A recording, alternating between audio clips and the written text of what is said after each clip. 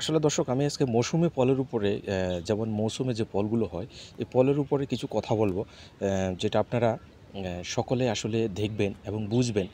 আসলে কাঁঠাল এটা হচ্ছে কাঁঠাল জ্যাকপোট যেটাকে বলা হয় বাংলাদেশের জাতীয় ফল।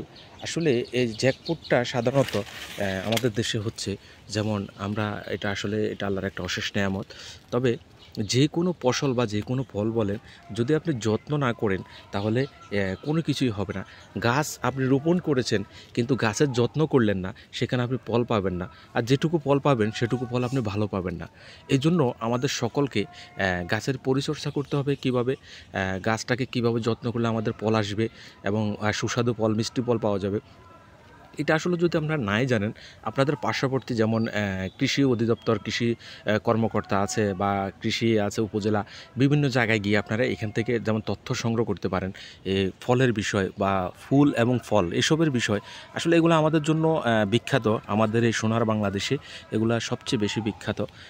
আপনারা যদি না বুঝেন, না জানেন, কৃষি কর্মকর্তাদের দরকার ওদের সহযোগিতা নেবেন, হেল্প নেবেন।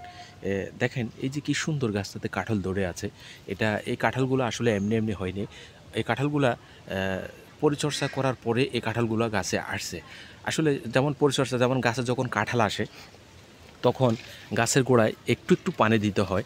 যেমন গাছের গোড়ায় যদি আপনি পানি দেন তাহলে কাঁঠালগুলো অনেক সুন্দর হবে, অনেক সতেজ হবে। এবং গাছে যদি যেমন গাছে অনেক সময় পোকা হয় কিছু কারণ আছে। যেমন শুকনো মৌসুমে যখন বেশি খরা হয় তখন কাঁঠালে কিন্তু পোকা হয়, কাঁঠাল নষ্ট হয়ে যায়।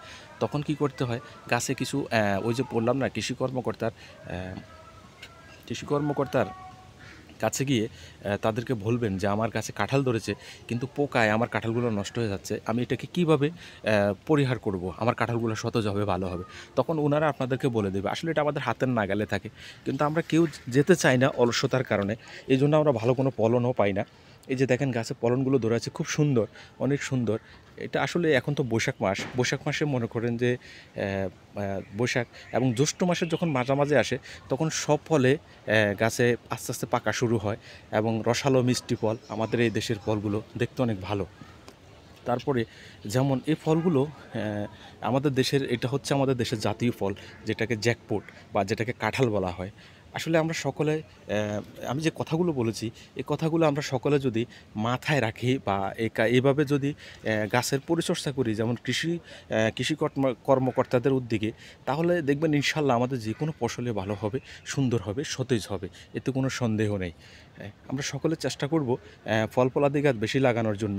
এবং কারণ এগুলাতে আমাদের কি হয়, আমাদের যে চাহিদা, আমাদের চাহিদাটা পূরণ হবে। যেমন আমরা বাজারের দিকে তাকিয়ে থাকি, ফল ৩০০, ৩৫০, ৪০০ টাকা করে আমরা ফল কিনি, ১,০০০ টাকা করে ফল কিনি। কিন্তু আমরা যদি প্রত্যেকে চেষ্টা করি, আশা করি ১,০০০, ১,২০০, ১৫০০ টাকা দিয়ে আমাদের ফল কিনে খেতে হবে না। ৩০০, ৩৫০ টাকা দিয়ে আমাদের কোনো ফল কিনে খেতে হবে না। আমাদের নিজের ফল আমরা নিজেরাই খাবো। এই জন্য আমাদের সকলকে চেষ্টা করতে হবে, সকলকে উদ্যোগী হতে হবে। এই বলে আমি আমার কথা এখানে শেষ করলাম। আমার নাম জলিলুর রহমান লিটন। আমার চ্যানেলের নাম হচ্ছে নোয়াখালীর আলো।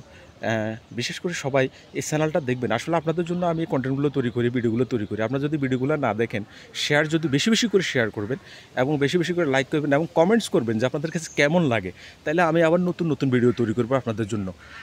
আপনারা যদি না করেন তাহলে তো আমি হয়তো ভিডিও করতে আমার কাছে ভালো লাগবে না। কারণ আপনাদের কথার উপর ডিপেন্ড করবে আমার ভিডিও তৈরি করা। সবাই আমার চ্যানেলটাকে বেশি বেশি করে শেয়ার করবেন এবং কমেন্টস করবেন, বেশি বেশি করে লাইক করবেন। এতে আমি আরও উৎসাহ হব, আরও বেশি বেশি ভিডিও আপনাদের জন্য তৈরি করব। এ বলে আমি এখানে বিদায় নিলাম। আসসালামু আলাইকুম রহমতুল্লাহ।